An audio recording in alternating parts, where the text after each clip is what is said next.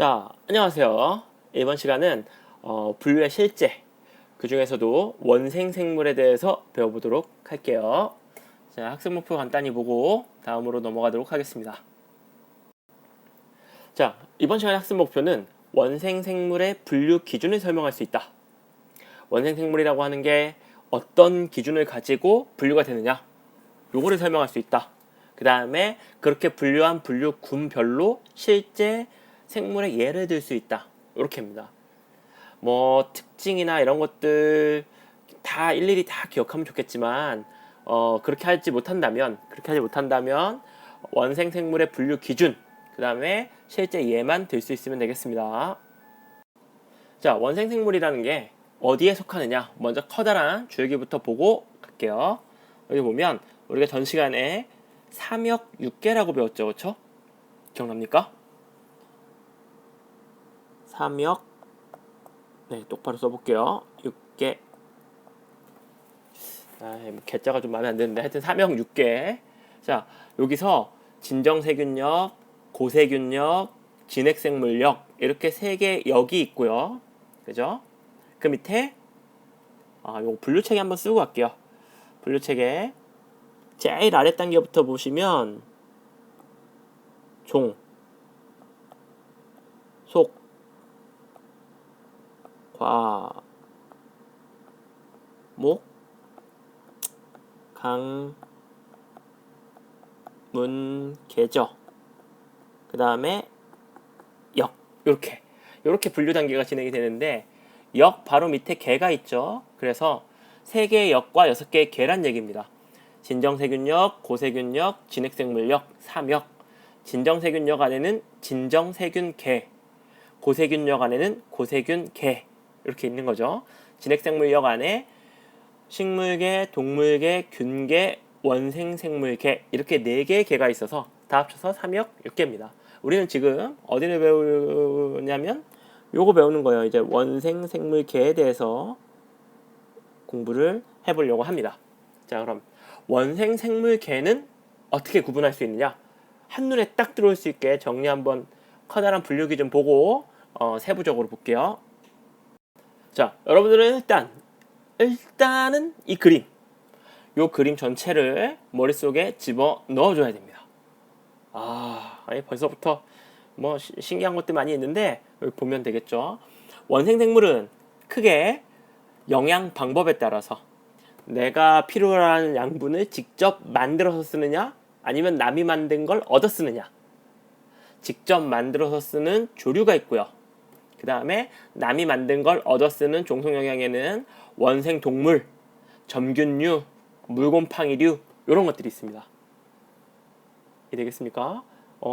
그러니까 요거를 보면은 약간이 아니고 요거를 보면 요게 이제 조류가 쉽게 얘기하면 식물적 특징이죠. 식물적 특징을 갖고 있는 애들.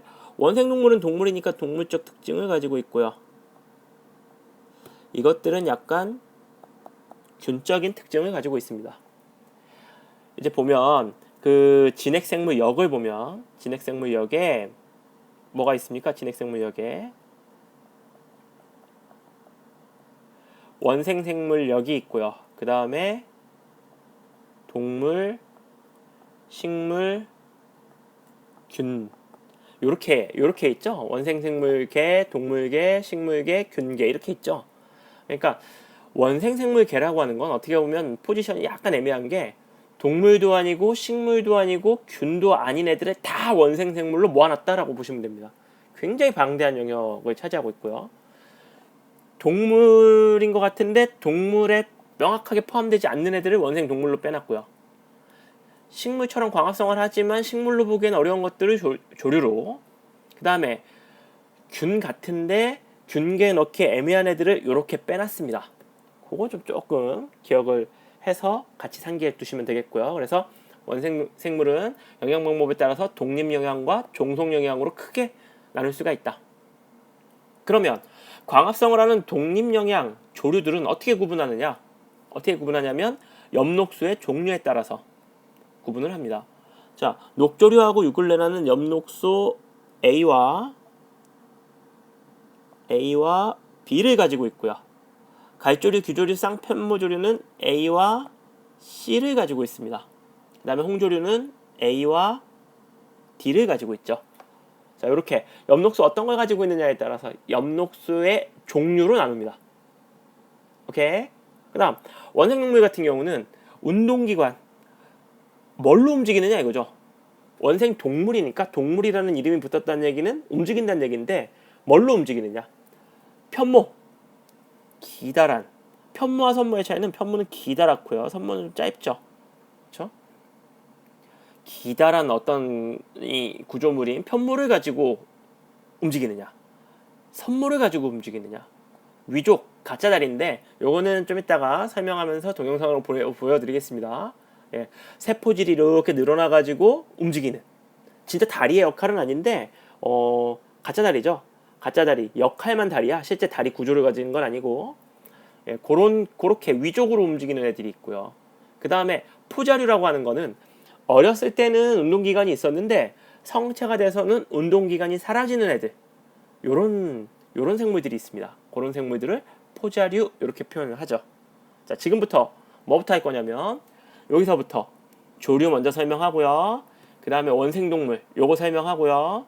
그 다음에 점균류, 물곰팡이류 이렇게 설명을 하도록 하겠습니다.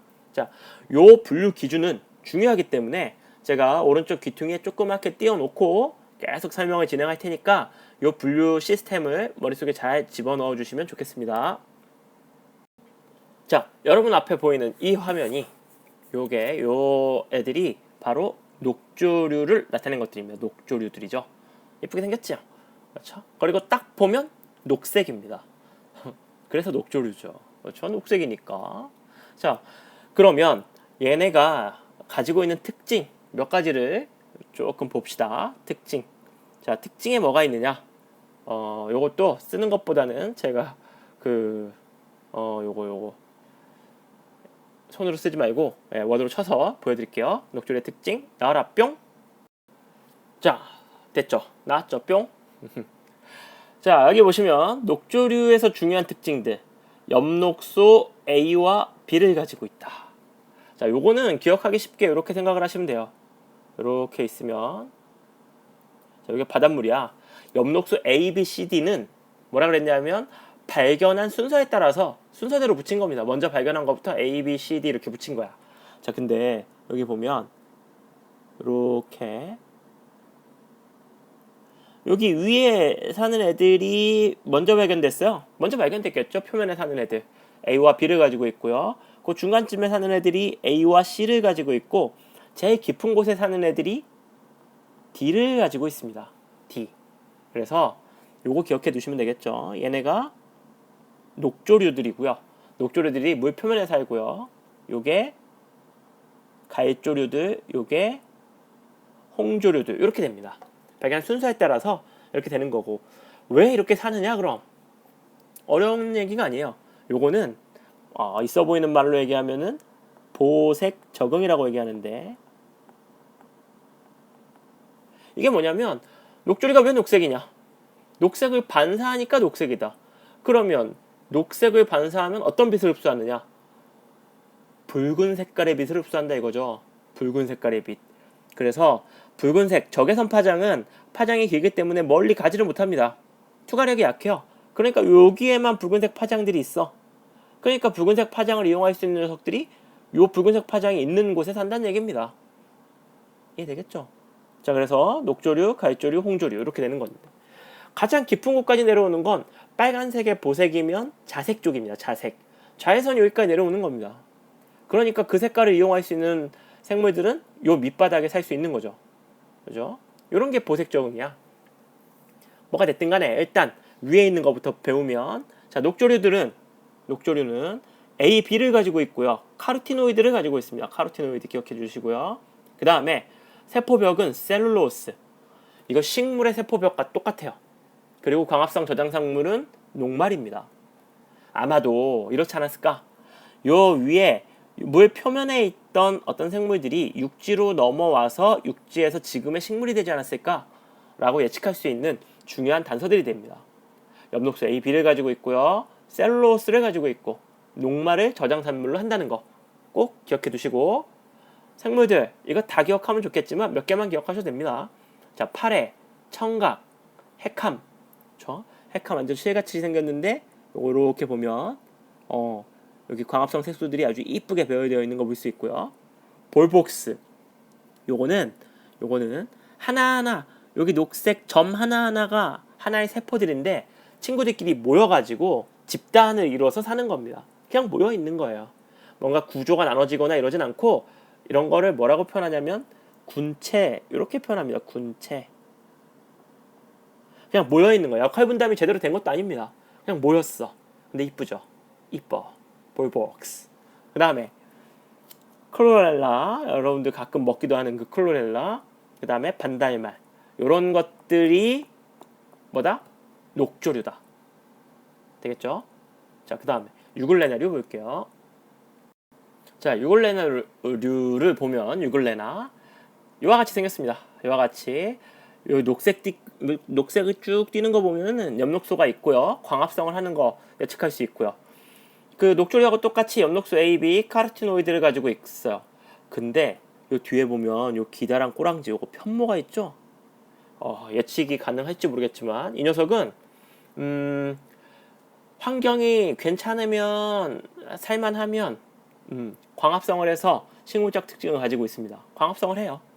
근데 빛이 없거나 광합성할 여건이 안 되면 꼬랑지 가지고 움직이면서 종속 영향도 합니다. 독립 영향도 하고 종속 영향도 하는 굉장히 특이한 녀석이에요. 신기한 녀석이죠, 그렇죠? 요 유글레나의 움직임 좀 봐볼게요. 자, 요거 화면 좀 키워서 볼게요. 자, 요 자료는 그 이포나 PCM이라고 하는 뭐 강태윤이라는 선생님이 계신데 그 선생님이 현미경으로 찍은 영상이 되겠습니다. 움직임을 한번 보시면 아주 신기할 겁니다. 자, 여기 보세요. 편모를 이렇게 아주 뭐 독특한 모양으로 이렇게 세워서 움직이는 거 보이죠, 그렇죠? 네, 유글레나들 신기하게 움직입니다. 편모를 신기하게 써요. 이렇게 막 여기 보면 현란하죠, 그렇죠? 요게 유글레나다. 간단하게 기억하고 움직일 수 있는데 광합성이 가능하다. 동물적 특징과 식물적 특징을 같이 가지고 있다. 유글레나 꼭 기억해 두세요. 그래서 지금은 제가 조류에 넣고 유글레나를 설명하지만 어떤 책에서는 이걸 동물로 분류하기도 합니다. 움직이니까 원생 동물로 분류하기도 하는데 뭐가 됐든 간에 유글레나라고 하는 생물의 특징을 잘 기억해 두시면 좋겠습니다. 자, 그 다음에 이어서 갈조류 볼게요. 자, 요게 갈조류가 됩니다. 갈조류는 엽록소 A와 C를 가지고 있고요. 유주자라는 것에 의해서 생식이 가능한데 유주자는 움직일 수 있는 포자입니다. 포자와 종자는 뒷부분 가서 다시 식물할 때 자세하게 설명을 드릴게요. 근데 포자 씨앗이라고 생각을 하면 되겠고요. 이 포자가 움직일 수 있어요. 움직임이 가능한 포자를 이용해서 생식을 한다. 그러니까 움직임이 가능하다는 얘기는 뭐 만약에 곰피가 얘가 여기에서 살고 있었는데 여기서 씨앗이 나왔어. 이 씨앗이 이쪽에 환경이 좋은 것 같아서 이렇게 꼬랑지를 쳐서 움직여가지고 여기에 달라붙어서 살 수 있다는 얘기입니다. 원하는 지역에 갈 수 있다는 얘기죠. 이와 같이 유주자에 의한 생식이 가능하다. 유주자라는 말 기억해 두시면 되겠고요. 예, 간단하게 곰피, 톳, 미역, 다시마 요렇게 기억하면 좋다고 그랬죠. A씨하고 가는 놈 얄밉잖아. A씨하고 가는 놈 얄미워. 이 자식이 언제 봤다고 A씨하고 가. 그런 놈을 좀 잔인해. 곰에게 톡 밀다. 요 갈조류하고 녹조류 무지하게 헷갈립니다. 나중에 되면 그래서 홍조류는 뭐 김, 우뭇가사리 2개밖에 없으니까 괜찮은데 녹조류 많고 갈조류 많다 보니까 헷갈리니까 이렇게 갈조류를 확실하게 기억해 두세요. A씨하고 가는 놈 곰에게 톡 밀다. A씨하고 가는 놈 곰에게 톡 밀다. 되겠죠? 예, 곰한테 밀면 안 되겠죠. 물론 A시학원인데 곰한테 밀면 안 되겠지만 외울 땐 그래 외워봅시다. 자, 가해초류 됐고요. 규조류 볼게요. 자, 규조류 보면요. 규조류도 A와 C를 갖습니다. 요거 옆에 참고하면서 같이 보세요. A와 B를 갖는 녹조류 유글렌을 했고요. 좀 전에 가해조류, 지금 규조류를 하고 있습니다. A와 C를 가지고 있고요. 규조류라고 하는 거는 규소를 가지고 있다는 얘기입니다. 규소. 규소는 유리의 성분이죠. 백사장 같은 데 가면은 여름에 햇빛 받아가지고 반짝반짝하게 빛나는 거. 그게 다 규조류의 시신이다 이거죠. 규조류가 죽어가지고 그 백사장으로 밀려와서 그 백사장에 규조류의 시신들이 쭉 있으니까 유리 성분이 햇빛을 받아가지고 반짝반짝하게 빛나는 겁니다. 예, 반짝반짝한 거 볼 때, 올 여름에 바닷가 와서 반짝반짝한 거 볼 때, 이게 규조류 때문이구나. 규조류한테 감사해야지. 요런 거 해주면 되겠습니다. 자, 규조류가 종류가 굉장히 다양해요. 그리고 이쁩니다. 이뻐. 예, 이렇게 쫙 이게 무슨 요거를 뭐가 있냐면은 규조류에 뿔 닮아서 뿔돌말, 깃돌말, 실 감는 그 실패 닮았다 그래서 실패 돌말 이런 것들 많아요. 끝에가 무슨 돌말. 유리 성분이 딱딱하잖아. 그러니까 그게 세포벽에 껴들어가 있으면 세포가 되게 딱딱하다고요. 그래서 돌말, 딱딱하, 돌말, 딱딱해, 돌말. 예, 주문을 걸고 있습니다. 기억하라고. 딱딱해, 돌말. 예, 이렇게 기억을 해 두시면 되겠고요. 증대포자라는 거, 이게 뭐냐? 증대포자. 규조류는 여기 잘 보세요. 자, 여기 보시면은 요렇게 포자를 형성해요. 요렇게. 그래서 포자를 만들 때는 요게 요 위에 뚜껑하고 아래 뚜껑이 각각 떨어져서 그 밑에 거를 다시 만듭니다. 이렇게. 근데 여기 보면 위에 거는 요 밑에 뚜껑이 가서 원래 크기 요거하고 똑같은 크기가 됐어요. 요건 괜찮은데 요거 보면은 요 뚜껑에 새로 생길 때 이렇게 안쪽으로 생기다 보니까 처음하고 얘가 작아졌죠. 처음보다 작아집니다. 그 다음에 또 마찬가지로 요 뚜껑 이게 항상 바깥쪽으로 덮는 게 아니고 안쪽으로도 이렇게 들어갈 수가 있어요. 그래서 어떤 거는 원래 크기가 계속 유지가 되는데 어떤 거는 크기가 점점 작아진단 말이죠. 생명활동을 유지할 수 없을 만큼 작아지면 여기 작아졌어. 그럼 여기 보세요. 작아지면 요 껍데기를 벗고 알맹이들끼리 즉 세포질들끼리 나옵니다. 이 뚜껑 바깥으로 나와서 합쳐져서 새롭게 크기가 커졌죠. 합쳐지니까 두 개가 합쳐져 갖고 크기가 커져서 여기서 새로운 껍질을 다시 만듭니다. 그래서 두 개가 합쳐져서 커진다. 증대포자 이렇게 표현합니다. 증대포자를 만들 수밖에 없는 게 크기가 점점 작아지니까. 되겠죠? 크기가 작아지니까 크기를 다시 키워야 돼. 그게 증대포자야. 왜 크기가 점점 작아지냐면 딱딱한 껍질을 어떻게 할 수가 없으니까 딱딱한 껍질 안쪽에 계속 생기다 보니까 크기가 작아진다. 딱딱하니까 돌말. 왜 딱딱해? 유리 성분이 있어서. 그게 뭐야? 규소. 연관 되겠습니까? 연관하세요. 연관을 잘 지어봐. 자, 규조류 했고요. 쌍편모조류 할게요. 자, 이거 보면 쌍편모조류, 황적조류, 와편모조류 다 똑같은 말입니다. 말 더럽게 복잡해요. 그렇죠? 쌍편모조류, 황적조류, 와편모조류. 이거는 쌍편모. 편모가 두 개란 얘기입니다. 여기 보면 한 개의 편모, 또 한 개의 편모. 두 개의 편모가 나 있죠. 요건 제대로 편모가 잘 안 보이긴 하는데 태양충은 집노디움 보면 확실하게 편모가 두 개인 거 볼 수 있어요. 그래서 쌍편모야. 편모가 두 개라고. 황적조류, 색깔이 황적 색깔을 띈다는 얘기죠. 황적조류. 이름도 참 좋아. 얘가 적조를 일으키는 원인 물질이거든요. 원인 생물이에요. 그래서 적조류. 색깔이 누리끼리하고 누르는 색과 붉은색을 띠는 그와 같은 걸 황적조류라고 부르는데 얘 색깔이 그렇게 생겼어요. 번식을 할 때. 와편모조류. 이 와자가 소용돌이 와자고요. 요 편모를 막 흔들면 물에 소용돌이가 생긴다 그래서 와편모조류 이렇게도 표현합니다. 조류야. 그러니까 엽록소 AC를 가지고 있고 쌍편모 2개의 편모를 가지고 있고 중요한 거 적조 현상의 원인이 된다는 거. 잘 기억해 두세요. 태양충 엄청 이쁘죠. 서해안 가면 뭐 볼 수도 있을 겁니다. 충격을 가하면 빛을 내는 아주 이쁜 생물. 로맨틱한 여름의 어떤 그 연인들을 위한 최적의 생물 태양충입니다. 예, 태양충. 뭐 올해는 열심히 제 강의 들으시고 내년에 한번 가보세요. 태양충 보러. 짐노디움이고요. 그렇죠? 자, 그래서 이제 홍조류 볼게요. 자, 홍조류. 엽록소 A와 D를 가지고 있고요. 아까 갈조류는 움직이는 포자라 그랬어. 그럼 움직이지 못하는 포자도 있겠죠. 그 움직이지 못하는 포자를 부동포자라 부릅니다. 움직일 동자, 아니 부자, 움직이지 못하는 포자, 부동포자.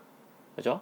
홍조류는 자기 스스로 움직이지 못하니까 뭐 해류라든가 뭐 조류라든가 해류에 의해서 바닷물이 움직임에 의해서 그냥 씨앗이 둥둥 떠가지고 바닷물이 날아다 주는 곳으로 가는 겁니다. 부동포자. 그죠? 김이랑 우뭇가사리 있어요. 김은 뭐 다 아는 것 같아서 특별하게 사진을 싣진 않았고 우뭇가사리 뭐 먹는 것들이니까 잘 모르면 엄마한테 한번 해달라고 하세요. 우뭇가사리 이거 가지고 요리를 그럼 요리 먹으면서 아 이게 그거구나 이렇게 생각을 하시면 되겠습니다. 김, 우뭇가사리, 홍조류. 자 이렇게 하면 조류에 대한 설명이 다 끝났습니다. 원생동물, 정균류, 물곰팡이류 한꺼번에 이어서 할까 했는데 시간이 길어지는 관계로 조류까지만 마무리할게요. 그 다음에 그 뒷부분 원생동물, 정균류, 물곰팡이류는 다음 시간에 이어서 하도록 하겠습니다. 수고하셨습니다.